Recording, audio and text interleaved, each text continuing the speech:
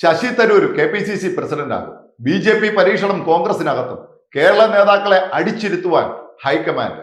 ഒരു തരത്തിലും എങ്ങും എത്താതെ ഇഴഞ്ഞു നീങ്ങുന്ന കേരളത്തിലെ കോൺഗ്രസ് പാർട്ടി പുനഃസംഘടന എവിടെയെങ്കിലും എത്തിക്കുന്നതിന് രണ്ടും കൽപ്പിച്ച് കോൺഗ്രസ് ഹൈക്കമാൻഡിന്റെ നീക്കം ആരംഭിച്ചതായി അറിയുന്നു. കേരളത്തിലെ ഏതെങ്കിലും ഒരു നേതാവിനെ KPCCയുടെ പുതിയ പ്രസിഡന്റായി നിയമിച്ച ശേഷം പാർട്ടിയെ തെരഞ്ഞെടുപ്പ് നേരിടുവാൻ സജ്ജമാക്കുക എന്ന ലക്ഷ്യത്തോടെ പാർട്ടി ഹൈക്കമാൻഡ് പലതരത്തിലുള്ള ആലോചനകളും നടത്തിയെങ്കിലും ഒന്നും വിജയിക്കാതെ വന്ന സാഹചര്യത്തിലാണ് ഒരു പുതിയ പരീക്ഷണം നടത്തുക എന്ന നിലയിലേക്ക് കോൺഗ്രസ് നേതൃത്വം എത്തിയിരിക്കുന്നത്.